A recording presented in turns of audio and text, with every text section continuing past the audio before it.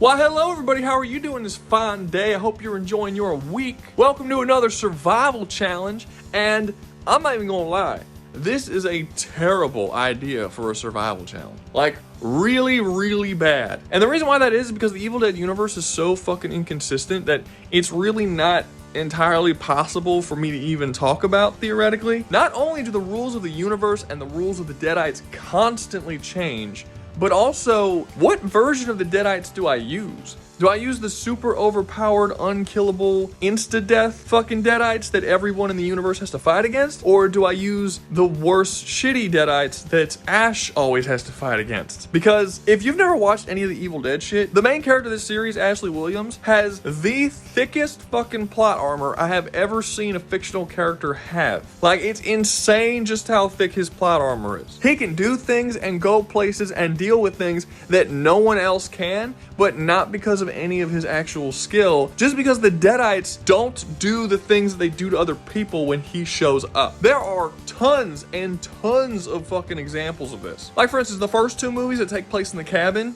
every character that leaves the cabin gets completely fucked up instantly, right? Like, Ash's sister Linda leaves the cabin and gets fucked by a tree. Ash's best friend Scott leaves the cabin, and when he comes back, he's so fucked up that he dies a couple minutes later on the couch. Ash is shown going outside like 4 times, and every time he does, he gets chased by something or something bad happens, but he's always capable of just running away and escaping or fighting back. Like, nothing he can't deal with ever happens to him. He doesn't get attacked by the fucking trees, because if he did, he wouldn't be able to deal with that shit. How do you fight an entire forest of trees? Twice in these movies, Ash walks down in the basement knowing that there's some kind of crazy Deadite demon thing down there. And for several minutes, he's just walking around looking for things. Eventually, a demon pops up. He gets into a little scuffle with it before he escapes and gets back up outside of the basement. But then you get this redneck dude who literally just sticks his head in there for a second, and the whole basement turns into a goddamn wood chipper and then just fucking destroys half his body. Where was that when Ash went down there? And there is just example after example after example of the series just treating Ash differently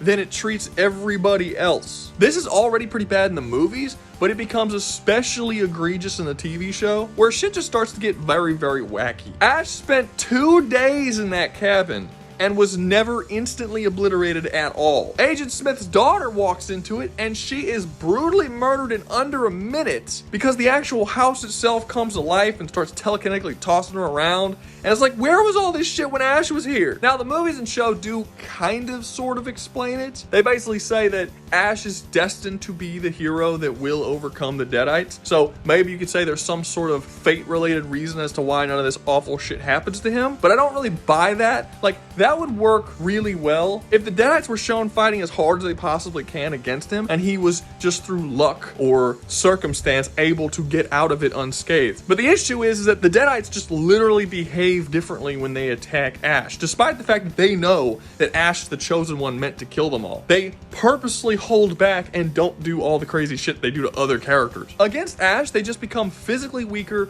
lose most of their powers, and just don't really fight him as hard as they're shown fighting other people. And also about the whole he's fated to, do this whole thing. That would also kind of work if it was just Ash who had this plot armor, but they introduced Kelly and Pablo in the show, and they have basically just as much plot armor as Ash does. So you can't even say that it's like an in-series power anymore. It's just that main characters who the writers don't want to die just won't. And that isn't even close to all the inconsistencies that happen in this series. They establish in Evil Dead 1 that the weakness to the demons is to cut them up in little pieces and bury them, but this only sometimes works. Like, it didn't work against Linda, and it didn't work against Evil Ash, but then we see that it works against a bunch of other people. Then when he burned the Necronomicon Evil Dead 1, it killed Scott's Deadite, and it killed Cheryl's Deadite, but it didn't kill Linda's Deadite. How do people even get possessed in this series? Linda gets possessed after she's stabbed in the foot by a pencil. That was enough to possess her across her whole body. And then Ash gets bit in his hand, and only his hand gets possessed. Why did it stop at his hand? Cheryl gets possessed when she's fucked by a tree. Scott gets possessed when he gets, really fucked up. Ash gets fucked up throughout the whole series and barely ever gets possessed. But then he is possessed at the beginning of Evil Dead 2, where he gets tackled by, the demon that's in the woods. And then the sun comes out, and the sun makes the demon leave his body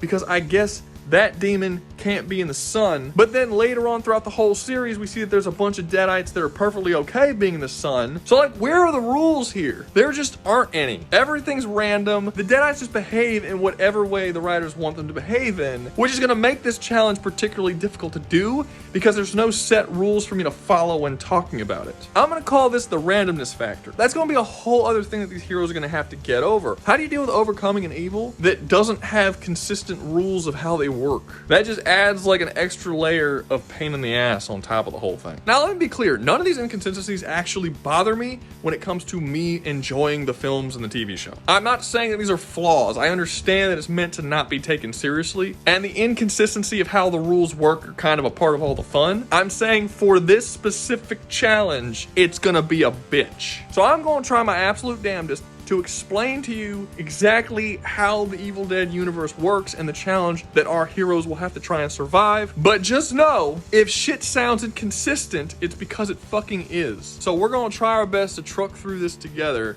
and get as little wrong as possible. But it's sort of unavoidable here. And if you enjoyed the video, remember to like, subscribe, comment, share, and join the membership. Remember, if you join the membership, you get videos early. But I've wasted enough of your time. Let's get started. So in Evil Dead, there's this book called the Necronomicon. It's a book written in human blood and bound in human flesh. Gross. And if you make the really stupid decision to read out of this human flesh blood book, which happens a lot for some fucking reason, you end up bringing a bunch of demons and Deadites and shit from hell onto our Earth to just do all kinds of fucked up shit. In the original movies, you think that this only really affects the cabin they're around in the woods, but you end up finding out throughout the series that no, this is actually like everywhere on Earth. Because in Ash vs. Evil Dead, they're traveling all across the country and the fucking demons chase them everywhere. They go to Florida, they're always there. Which really makes you have to wonder, there's a lot of characters in this series that don't know about the demons. Like, they're introduced to the demons for the first time ever in the series and just nobody seems to know anything. How is that possible if these fucking things are all over the place? It would be one thing if it was like Evil Dead 1 and 2 where there was just a couple at a cabin in the middle of nowhere, but Ash goes back in time and meets King Arthur and all of Camelot is fighting against an army of demons. Wouldn't this be a part of their history books? In Army of Darkness, which takes place in the early 90s, Ash is in S-Mart just doing his normal work thing, and he's all of a sudden attacked by a demon in the middle of the store. Wouldn't that make national news? How do people not know about these demons? This was such a bad series to choose for a survival challenge. It doesn't make sense. After the Necronomicon is read and all the demons come to Earth, they basically cause all sorts of crazy fuck shit to happen. They start possessing people, they possess objects. Some of the demons are like invisible, some of them have teleportation powers, some of them tower over skyscrapers. There's just all sorts of different crazy demon types with all sorts of different crazy demon powers. And as I said before, all the rules for each demon is different. But unlike a series like Buffy the Vampire Slayer where they actually tell you what those rules are for each one, but unlike a series like Buffy the Vampire Slayer where they actually explain the rules that every demon has, like how to kill them and deal with them and all that shit, Ash vs. the Evil Dead and really just the Evil Dead franchise as a whole just kind of doesn't care to explain it to you. And they just sort of have Ash fumble his way through every encounter, just kind of figuring shit out as he goes along. And it is admittedly goofy as hell. So our heroes are going to be in this universe, just minding their own business, and then somebody somewhere reads this fucking book because I don't think any of them are dumb enough to do it. And then that's going to release all this hell on Earth, and they're just going to have to survive and deal with it. And we'll just see what happens, I guess. This was such a bad universe to use a survival challenge. So bad. On to the heroes. First up on the chopping block, we have the Crow from Fern Gully. So this one's a bit odd because I kind of have to do it a little differently than I would normally do things. I can't really look at the story and what happens in the story when it comes to doing a character like the Crow, because the Crow isn't actually a character. I mean, yes, technically if you read the story, he's a character, sure, whatever. But the story really only works as a good story if you take into account what happened to the author. If you don't, it's just a by-the-numbers revenge comic about a pouty boy with no character development, no challenge, and honestly not the greatest of pacing. The author's fiance in real life died in, I believe, a car accident. And to deal with what happened and to help himself mourn, he wrote this comic. And the Crow, the character of the Crow, is just a stand-in for how he felt at the time while he was writing this comic book. So the Crow, the character, isn't actually a character. He is a living, breathing embodiment of the writer's grief, and everything the character goes through in the comic is all symbolism of what the writer is going through at the time he's writing it. As an actual revenge story, I don't think it actually works, because in the comic, the Crow is completely unstoppable. He never runs into any challenge at all. He doesn't really have that much character except, like I said, just being sad and pouty most of the time. There's countless pace-killing scenes throughout the book where it cuts off the violence in the story actually moving forward so we can just show this dude crying in a corner somewhere spouting some very emo poetry. And overall, just not really the best revenge comic. Adding in all the knowledge of all the writer shit on top of it greatly improves it, because now it all means something. It's all a symbol. Yes, the Crow cannot be stopped. There's nothing that even challenges him, because the grief of the writers cannot be stopped. It just has to be left alone to run its course until it eventually just dies out. By the end of the comic, once everything's said and done and Eric's killed everybody, Eric is, you know, who the Crow is, and he's gotten to the end of the story, it just sort of ends. He just kind of sits there sad with nobody left to kill. He's not better off. He doesn't feel any better. And the last shot of the comic is not him reuniting with his love who died. It's him just walking through this empty desert looking thing, just like by himself. Because while the movie gave you a happy ending with him reuniting with his fiancée in the afterlife, the way the writer of the comic felt is that he would never see her again. So Eric and the story ends with him never seeing her again. So why is any of this relevant to this video? Because I can choose to look at Eric as a character, or I could choose to look at him as a symbol. And if I choose to look at him as a symbol, he's considerably more powerful. And I think that makes a whole lot of sense, considering that the Crow thematically is a symbol. So how did the Crow do if during the course of his vengeance escapade, all of a sudden a bunch of demons rose from the dead because some asshole read the book somewhere, and now everyone's getting possessed, and now he's got to deal with demon shit? To be perfectly honest with you, I'm not 100% sure how much that would change the story. First thought that comes to mind is that if the Deadites start possessing all the people that he's trying to go and get vengeance on, that might remove the catharsis that Eric will feel when he gets his revenge. But the problem is that Eric doesn't get any catharsis from the people that he kills. Like, I honestly don't know what he would even do if something like this were to happen. Would he just give up his revenge altogether? Like, would he just be frustrated by the idea that he can't get catharsis? Because he's probably going into this thinking that he will. Eric in this story doesn't really care about anything that's going on in the living world. He doesn't care about his life. He doesn't care about good or evil. There's none of this really matters to him. In the entirety of the comic, he has one moment where he talks to a little girl who is clearly in a bad place, and he sort of guides her in the right direction. That's nice and all, but it's really just one scene, and it's there to show that behind all of this grief that has basically stripped him of all his humanity, there is still something there. But it's only barely there, because he's allowed his grief to completely consume him to the point that he's basically just a force of vengeance and not even a genuine person anymore. Like, if the demons started invading the world, I'm not 100% sure he would care to do anything at all. He might just let it all burn. If you ask me what I think Eric would do if he was put in a situation, which you kind of are, because that's the whole point of the video, if he would fight his way through his grief and then rise up as this hero that would then go after all of these demons to protect the world, or just basically give in to the grief, kind of like he did in the actual story, it would only make sense for his character that he would just give in to the grief. Honestly, I wouldn't be all that surprised if he got possessed by the demons and just kind of let it happen, because he just doesn't care anymore. Now, if we swapped over to the movie version of Crow, who is a little more heroic and there is a little more to him than just pure grief, then I think things would be a little bit different. He may actually become a protector of people, possibly. But yeah, for the comic book version, oddly enough, I don't think it's going to affect the story that much. If anything, it would probably make it a whole lot shorter and completely fucking destroy the themes of this story. My guess would be that the Crow ends the story being possessed. Wow, that really fucking sucked. That was a very uninteresting matchup. I'm choosing a lot of bad matchups for this. This is a bad video. I'm going to change up what I'm doing. So the next character I was going to talk about was Darkman, but no, I'm going to do someone else. Let's do Jesus. We'll do Jesus. So Jesus is off doing his Jesus thing. Like, he was born in Nazareth. He's doing, like, this is back in, you know, 000 BC. What would you call that year? Year 0? Because, like, BC is before Christ and AD is like after something, but 0 isn't before or after. So, like, was it 0 BC or 0 AD? Doesn't matter. The year 0. The dude was born, and then he was a son of God, and he grew up to be like this great prophet who then was going to spread the word and die for our sins and all that. And then somewhere along the line of doing that, someone reads the fucking Necronomicon and brings a bunch of demons into the world. So now, how would Jesus deal with a world that's absolutely fucking peppered with demons that are possessing people? And much like the crow, I don't think it's going to change his mission at all.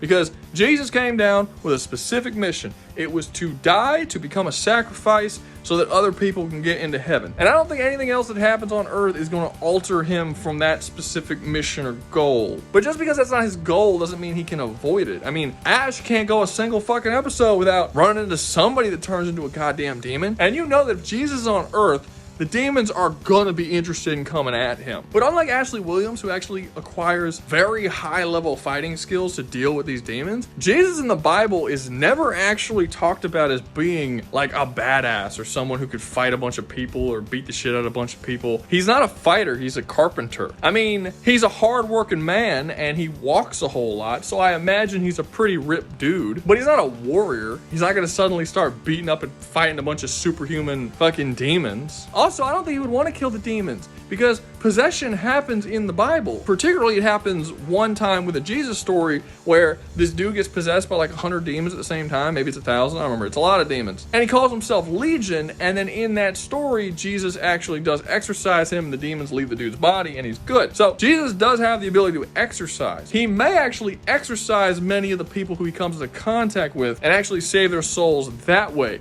However, I don't think it will become his main mission. It'll be something that he occasionally has to do if it becomes an issue for him.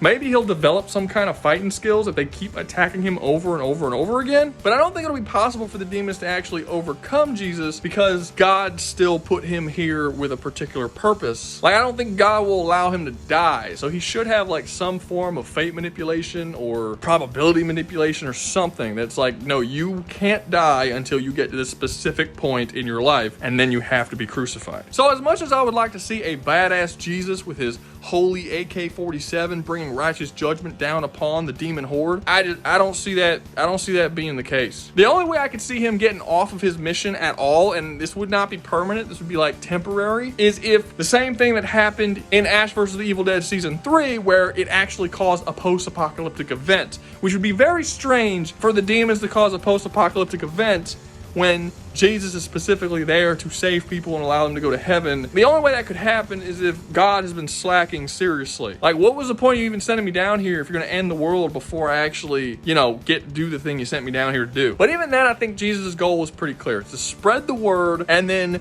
die in spectacular fashion, then come back from the dead and all that stuff. If it does become a huge issue to where there's like a post-apocalyptic event, I think it's more likely that he actually chooses someone to do this mission for him. Probably one of the apostles, maybe someone else, but probably one of the apostles. I think most people would say it would be Peter because Peter was his best friend and he was chosen by Jesus to be the rock by which the church would be built. I think he's got his plate full. I got two theories. I think he's either going to choose James the Great because James the Great was kind of a fucking asshole. Like, he was easily the most aggressive and violent of all of the apostles. Like, he at one point wanted to burn down an entire Samaritan town and Jesus was like, bro, chill out. So I just think that'll be right down his alley. Just this dude's like that anyway. Just be like, hey, you want to kill demons? While I gotta go do all this other stuff? He's like, yeah, bro, dude, get fucked.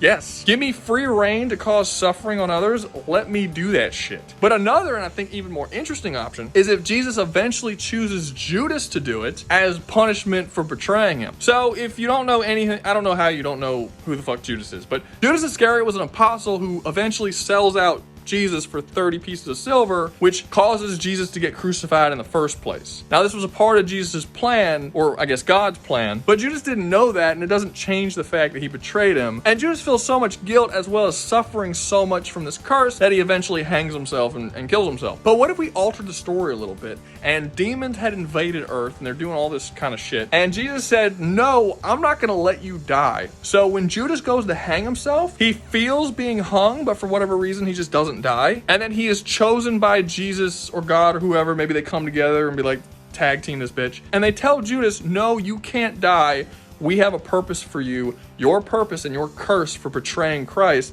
would be that now you have to travel around all the world and fight these demons and basically become Ashley Williams, but back in like ancient times. That shit sounds so cool. I would watch a whole show of that. An immortal Judas traveling around the world fighting all kinds of demons in the ancient Middle East to find atonement for his betrayal of Christ. Are you kidding me? That is such a cool story concept. I would absolutely watch that. Now, before I move on to the next section of this video, I have to kind of play psychic for a second. And I predict that down below in the comments, there will be a sizable number of people that are going to say something along the lines of, this is stupid. Jesus is the ultimate, most powerful, most badass, amazing, great thing that's ever been in fiction. He is God himself, therefore he has all of God's powers. He is stronger than fiction itself. He created everything, including all of the people who created all of fiction. There is nothing you could possibly put him up against that could even come close to challenging him.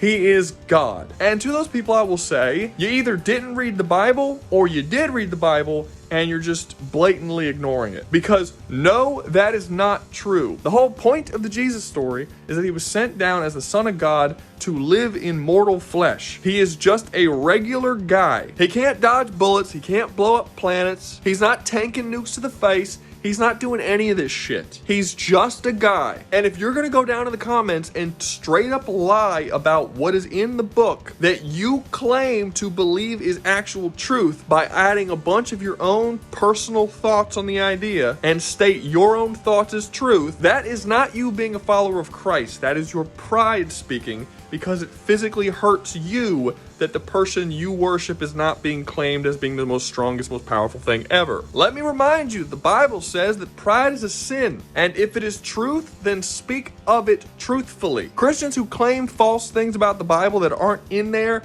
just to make themselves feel better about shit is just as annoying to me as atheists who hate on Christians who've never actually read the Bible to see what's in it. I put those two people in the exact same category. I had a person who had the gall to tell me that God in the Bible created all of reality. No, he didn't. Genesis goes in detail of exactly what he created. It says he created the heavens and the earth. He did not create hell because hell doesn't have a creation story in the Bible. So he did not create all of reality. Not according to the Bible. That's your own fan theories. I'm not going to lie to you in this video and tell you that I'm a Christian. I'm not. But despite reading being pretty gay, I've actually read the Bible more than once. So if you're going to come up to me being all offended and claiming to be a Christian, you better be able to back up what you fucking say, and it better be written in that book. So to answer the question, would Jesus survive the evil dead?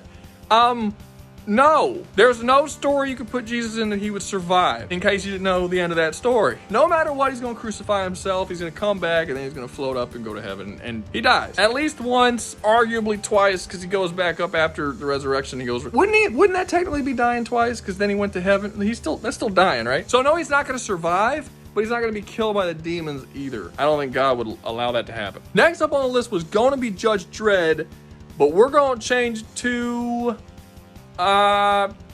Terminator. But not just one Terminator, the Terminator universe as a whole.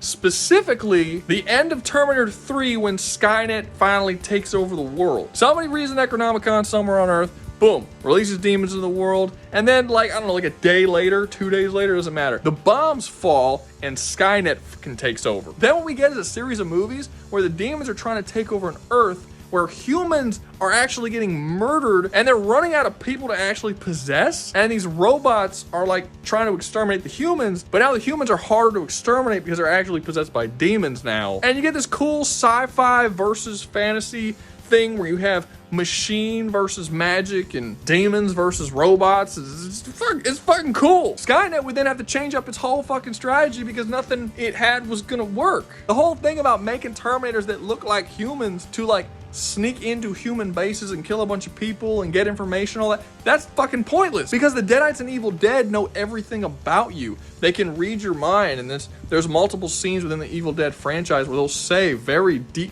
dark secrets about a person to their face, and there's really no way they should be able to know that. So stealth for the Terminators really isn't going to be a thing, and Skynet is going to have to make whole new different types of Terminators that are specifically designed to kill demons. We're going to have demon murdering variants of Terminators. Is there any series that you can add a demon invasion upon Earth that wouldn't make that series cooler? I'm not saying it would make it better, but I think there isn't a single one that it wouldn't make cooler. I mean, literally anything. Predator, Wolfman, Imagine you watching the original Wolfman movie and the dude turns into a wolfman and then all of a sudden demons show up and now this dude has to like pick up an axe and a shotgun and he's like, I am a wolfman that now has to go out and fight a demon invasion of Earth. Bro, how, like, yes, please, give me that. I don't care if it's a movie, a television show, or a video game, I want it now. So to get back to the whole Terminator thing, would the Terminators be able to survive a demonic invasion of the Deadites? Yes. Because the one thing the Deadites have is that they keep possessing people to drag their souls back to hell,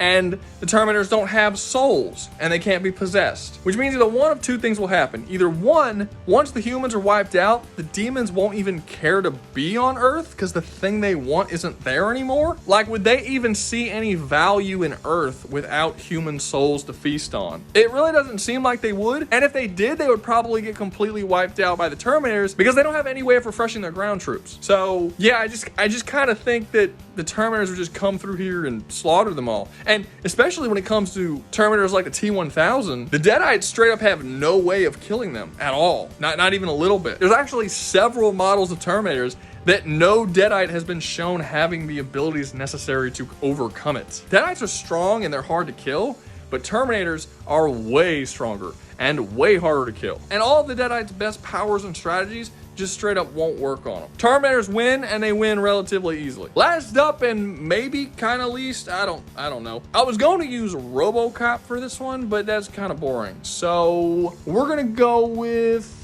ooh, Imhotep. Imhotep from The Mummy. Okay, this is gonna be cool. This is gonna be cool. So Imhotep's whole thing in The Mummy is that he wants to get his girlfriend back because his girlfriend's soul is in the underworld and Anubis' underworld, and the whole series, or 2 movies in the series, are about him trying to get this book so that he can then do this ritual which will bring her soul back from the dead. The problem is that he's gonna find out that his girlfriend's soul actually isn't in the Egyptian underworld, but instead it's in the Evil Dead's hell, which means his little special magic book isn't actually gonna work to bring her soul back, because that's the rules for that underworld. That is not necessarily the rules for the Evil Dead hell. And as we know in Evil Dead, the Deadites really don't like letting go of souls, so they're not gonna let her go, and they're gonna be torturing her soul and shit in their hell. So now Imhotep's gonna have to do something a little bit differently. Then you're gonna have a story about Imhotep basically trying to get his girlfriend's soul out of a totally different hell that he doesn't understand or really know anything about, and he's gonna basically enter this version of hell to get his girlfriend's soul back. So essentially it's gonna be Dante's Inferno, but instead of the 9 rings of hell in that story, it's gonna be Evil Dead's hell, and instead of Dante,